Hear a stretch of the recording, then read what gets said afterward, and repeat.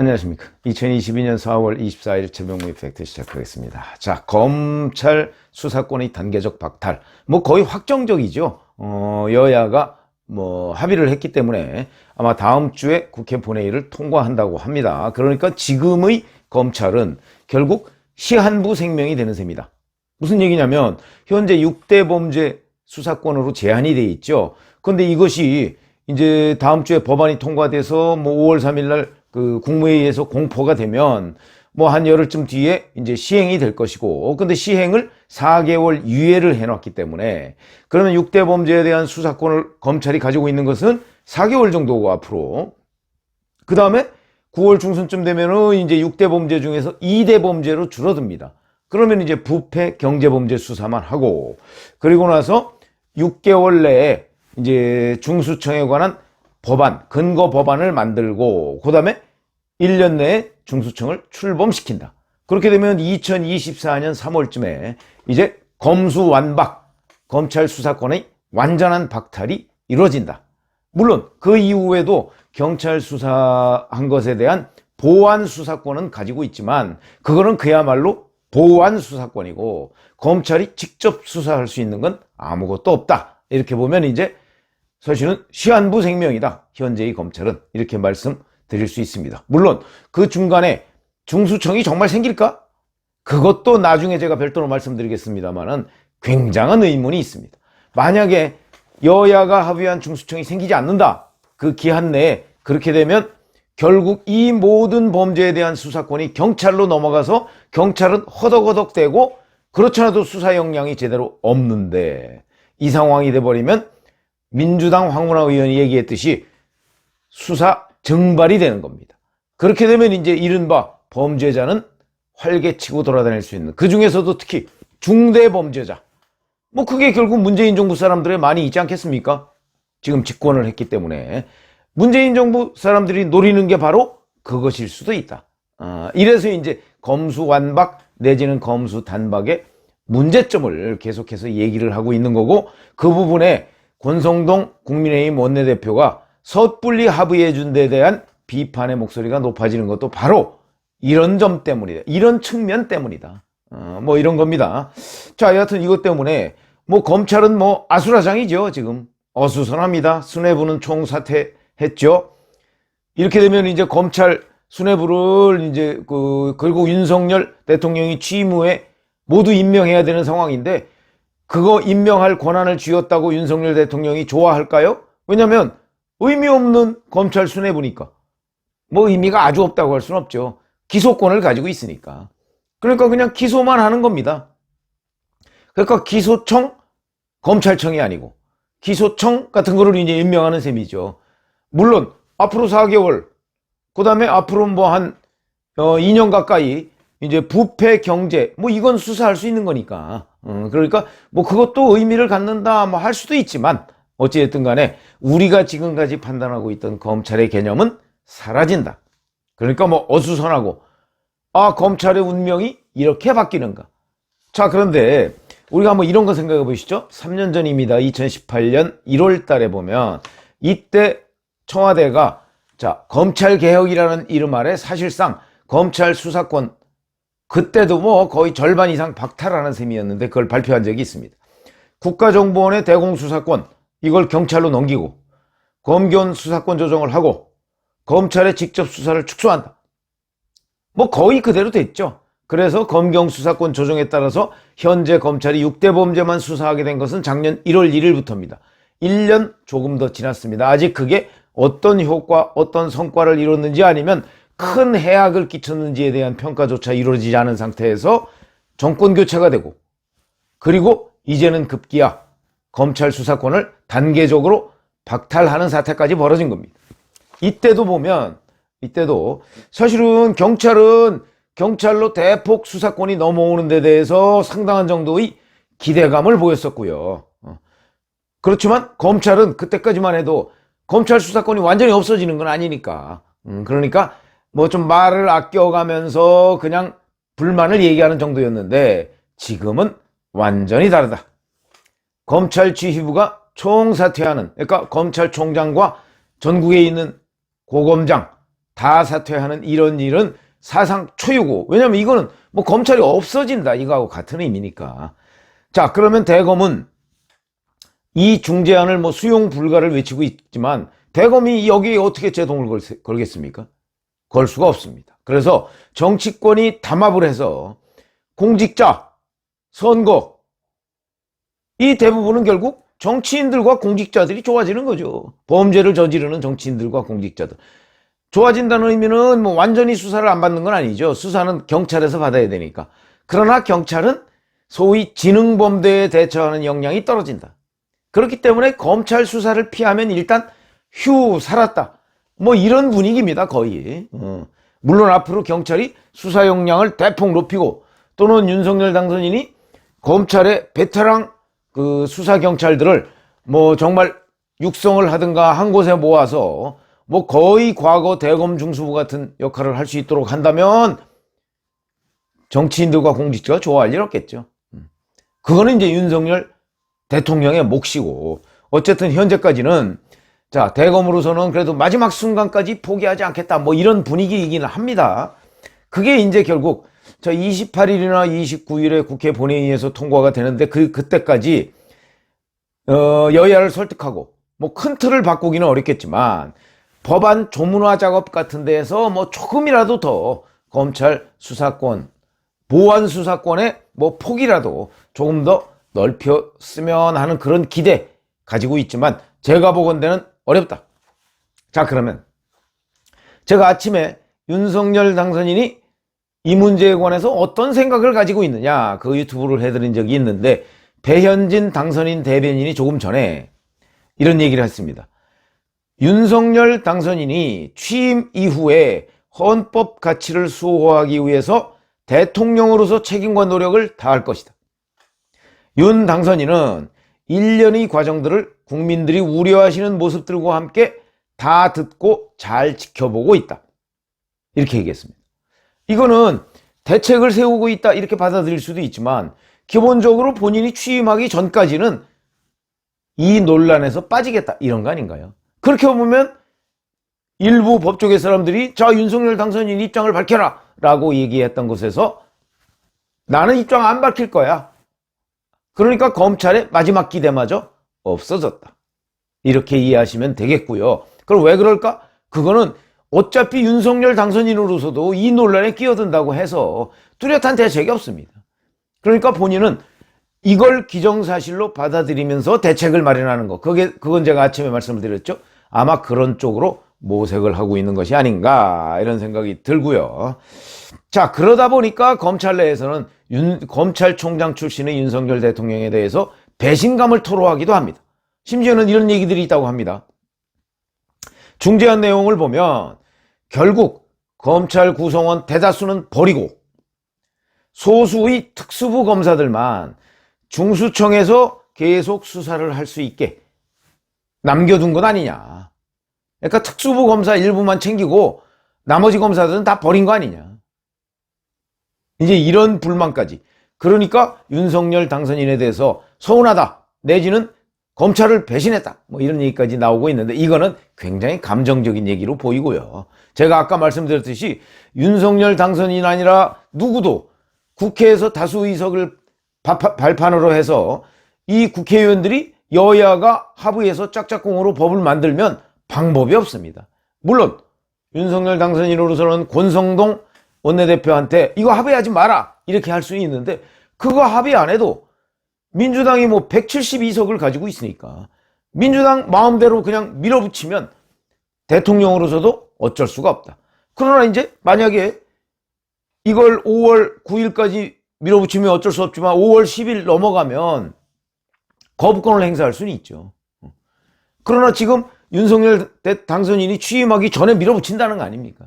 그러니까 윤석열 당선인으로도 어쩔 수가 없다. 그렇기 때문에 배현진 대변인 같은 이런 얘기가 나오는 거 아닌가. 그러니까 취임 이후에 책임과 노력을 다할 것이다. 취임 전에는 어쩔 수가 없다. 이런 것으로 보입니다. 자, 그렇게 되면 이제 그러니까 검찰의 운명, 제가 이렇게 말씀을 드렸는데 이제 검찰은 각자 도생을 하는 수밖에 없습니다. 검찰 수뇌부 뭐 지금 총사퇴했죠? 뭐 본인들 입장에서는 본인은 수사를 하려고 검사가 됐는데 수사권을 이제 얼마 안 있으면 다 뺏기게 됐으니까 그러면 뭐 자기들 이제 검찰 간부 할 만큼 했고 그러니까 여기서 현재 수사권을 가진 검찰로서는 마지막이다. 사표 내고 나가서 변호사하는 거죠. 변호사는 어떤 의미에서는 또 좋아질 수도 있다고 합니다. 무슨 얘기냐? 경찰의 수사가 지지부진해지죠. 지금도 그렇습니다. 검경 수사권 조정에 따라서 지금 사건 처리가 굉장히 늦어지고 있습니다. 이렇게 되면요, 그렇게 되면 변호사를 활용해서 이 사건 처리를 어떻게 좀 빨리 진척시킬 수 있는 방법, 뭐 이런 것들 때문에 변호사가 좋아진다. 뭐 이런 얘기들이 많이 있습니다. 거꾸로 얘기하는 사람들도 있기는 하더군요. 그러니까 어쨌든 나가서 변호사를 하면 되니까, 그러니까 뭐 크게 문제될 건 없는데, 이제 지금 검찰의 중간 간부들 또는 중간 간부 이하 초임 검사들, 이 사람들이 문제입니다. 이 사람들은 현재 분위기가 이제 정말 워라벨이네. 무슨 얘기냐? 지금 현재 6대 범죄를 수사하는 검찰이 연간 5,000건 내지 6,000건을 수사한다고 합니다. 검사 2,200명 정도 되고 수사 인력이 대략 한 7, 8천 명 정도 됩니다. 그러니까 한 거의 10,000명 정도 되는 수사 인력이 연간 6천 내지 5천 내지 6천 건을 했는데 6대 범죄가 2대 범죄로 줄어들면 뭐 연간 1,500 내지 2,000건을 하지 않겠습니까? 그렇다고 이 검사들, 수사관들 다 나가라 이럴 수 없습니다. 공무원이기 때문에. 그러니까 그동안에 했던 거에 3분의 1 정도만 하면 된다. 그것도 2024년 3월 이후에는 그것도 없이 그냥 보완 수사 정도 하면 된다. 그럼 보완 수사는 몇 건 정도 할까요? 1,000건 미만이겠죠. 그러면 지금 5천 내지 6천 건 하는 거에 심하게 얘기하면 한 10분의 1만 일하면 된다. 이러면서 그래 우리 이제 뭐 잘 놀면서 봉급 받고 일하자 이런 분위기도 있다고 합니다. 이거는 어찌 보면 그냥 뭐 약간은 자조, 포기 뭐 이런 거 아니겠습니까? 그러나 그런 분위기도 엄연히 있다.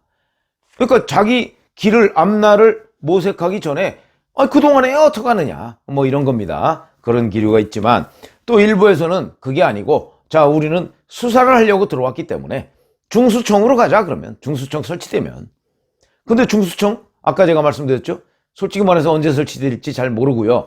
중수청에서는 높은 직급이 거의 없을 겁니다.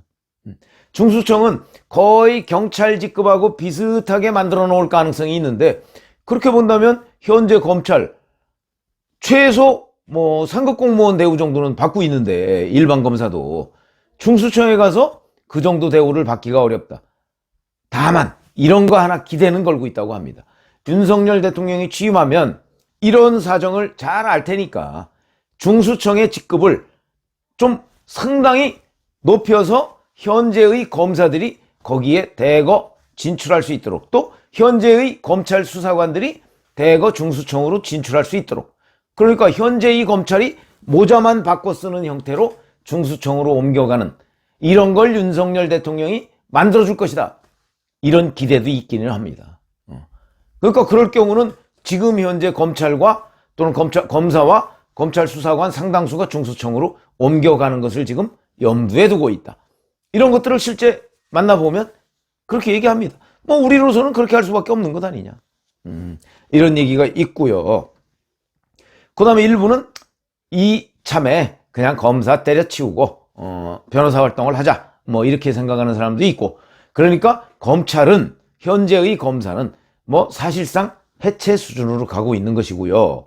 그 다음에 이제 중수청으로 가느냐 변호사로 가느냐 그거는 결국 이 두 갈래 길 속에서 본인들의 운명을 결정져야 하는 건데 2018년에 보면 그때는 검수 단계적 박탈이 아니었기 때문에 반발이 지금처럼 세지는 않았는데 지금은 뭐 완전 시한부 생명을 만들어 놨으니까 반발이 굉장히 강력하지만 사실은 또 어쩔 수도 없다.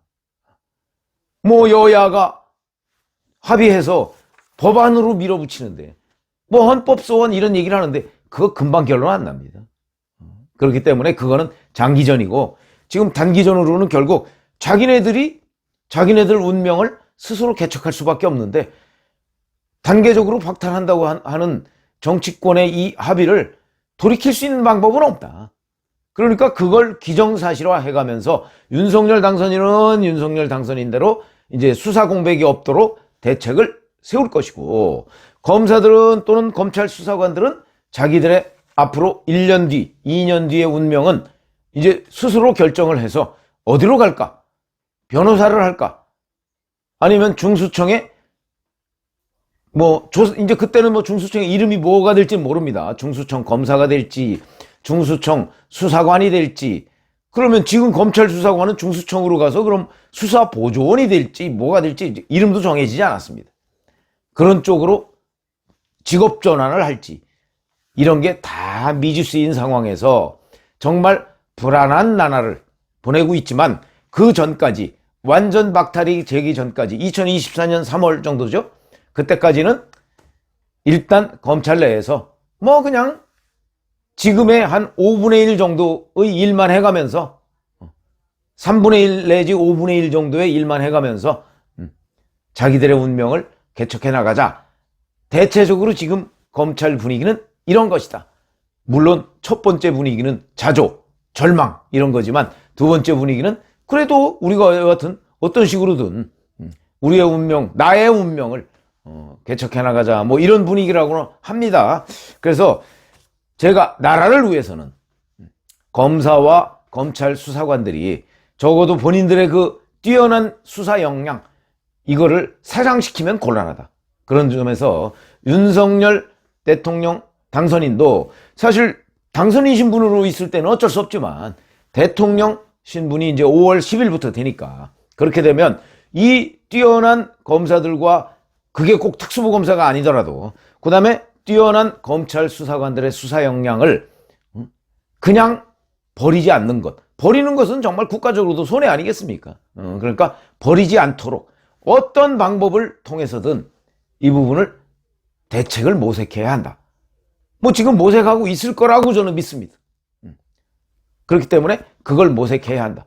그 중에 하나가 제가 오전 중에 말씀을 드렸듯이 바로 현재의 검찰 인력과 경찰 인력을 조인트해서 검경 합동수사 이런 것들을 이제 활성화해서 수사 공백이 없도록 하는 방안, 당연히 그것도 여러 대책 중에 하나일 것으로 저는 보고 있는데, 어찌됐든 간에 현재의 그 검사와 검찰 수사관들의 수사 역량이 그냥 사장되는 일이 없도록 윤석열 대통령, 5월 10일 이후에 윤석열 대통령이 정말 정밀하게 대책을 마련해야 한다. 어찌 보면 그 부분이 지난 그 3월 9일 대선에서 윤석열 후보를 찍은 수많은 야당 지지자들의 기대이기도 합니다. 아마 그 기대를 윤석열 당선인이 나 대통령에 당선됐으니까 일단 국회가 저러는데 내가 어쩌겠냐, 이렇게 해서 모르쇠로 할 경우에는